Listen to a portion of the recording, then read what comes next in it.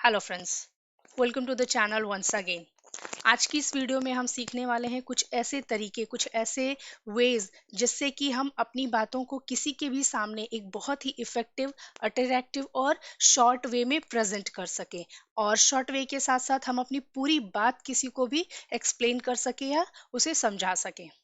So video में and तक जरूर बने रहिएगा।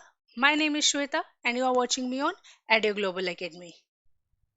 ओके, लेट्स सी ऐसे कौन से तरीके हैं या ऐसे कौन से वेज हैं जिससे कि हम अपनी बातों को बहुत ही शॉर्ट तरीके से, बहुत ही शॉर्ट सेंटेंस के फॉर्म में दूसरों के सामने प्रेजेंट कर सकते हैं और अपनी बातों को कंप्लीटली एक्सप्लेन कर सकते हैं। जैसे हिंदी लैंग्वेज में हम यूज करते हैं मुहावरे या फिर लोकोक्तियां या वो जो कहावतें होती हैं। In the same way English में भी मुहावरे होते हैं जिससे कि हम अपनी बड़ी बड़ी बातों को या लंबी चौड़ी बातों को छोटे से सेंटेंस के फॉर्म में किसी के भी सामने प्रेजेंट कर सकते हैं, अपनी बातों को एक्सप्रेस कर सकते हैं और एक्सप्लेन कर सकते हैं। जो ये इंग्लिश वाले मुहावरे होते हैं इनको ईडियम्स बोला जाता है।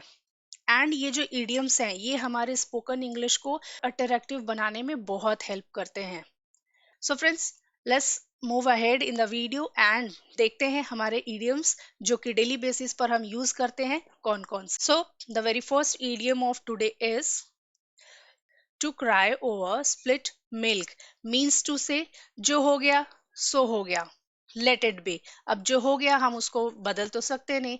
सो to cry over split milk means व्यर्थ पछतावा करना या फालतू का पछतावा करना। अब जो हो गया वो तो हो गया, हम उसको पछतावा करके चेंज तो नहीं कर सकते। Okay, now let's see the sentence of this idiom. I know you didn't mean to break my laptop. मुझे पता है आप मेरा लैपटॉप तोड़ना नहीं चाहते थे। So there no use in crying over split milk now. इसलिए अब व्यर्थ पछतावा करने का कोई फायदा नहीं, फालतू में उस चीज को सोच के अपने आप को परेशान करने का कोई फायदा नहीं। जो हो गया सो हो गया, let it be. Okay, let's see the next idiom and the next one is to sit on the fence. Means दुविधा में होना, डाउटफुल होना, किसी भी चीज को लेके बहुत ही डाउटफुल होना।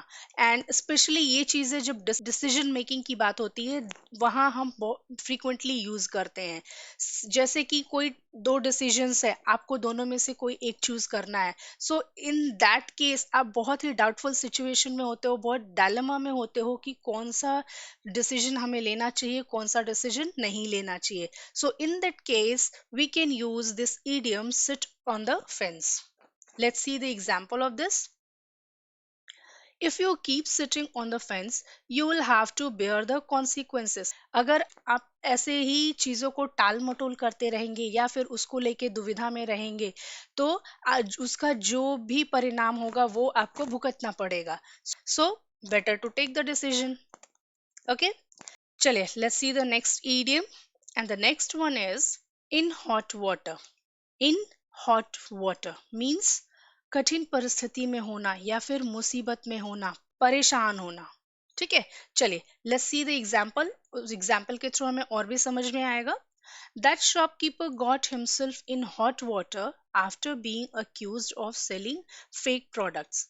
उस शॉपकीपर ने अपने आप को मुसीबत में डाल लिया या वो शॉपकीपर मुसीबत में आ गया जब उसके ऊपर फेक प्रोडक्ट्स बेचने का आरोप लगा।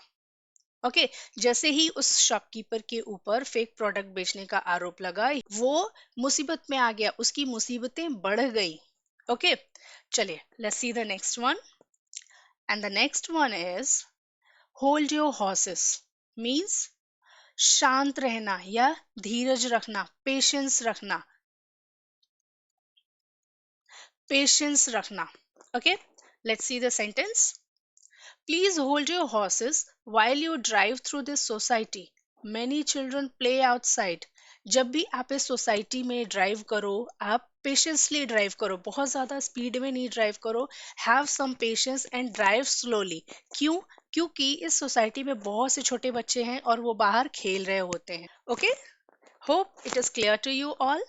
Let's move ahead and the next idiom is beat around the bush. Means to say इधर उधर की बातें करना, गोल मोल बातें करना, टू द पॉइंट जो बात होती है उसको छोड़ करके बाकी सारी इधर उधर की बातें करना, ठीक है। इट मीन्स किसी एक पर्टिकुलर टॉपिक को डिस्कस ना करके इधर उधर उसको गोल मोल घुमाना।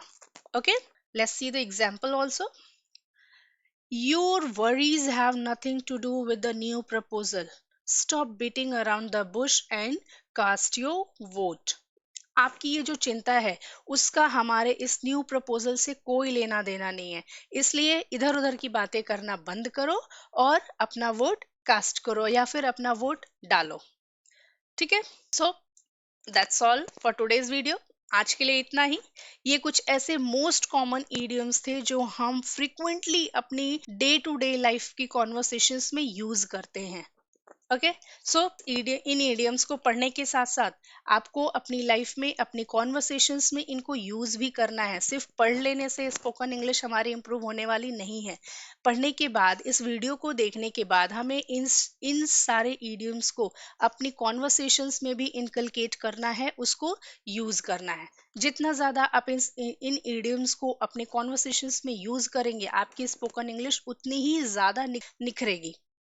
ओके, सो फ्रेंड्स, मिलते हैं नेक्स्ट वीडियो में कुछ ऐसे ही और इंटरेस्टिंग इंफॉर्मेशंस के साथ जो आपकी स्पोकन इंग्लिश को और भी इफेक्टिव, अट्रैक्टिव और स्ट्रॉन्ग बनाने में आपकी हेल्प करती रहेगी।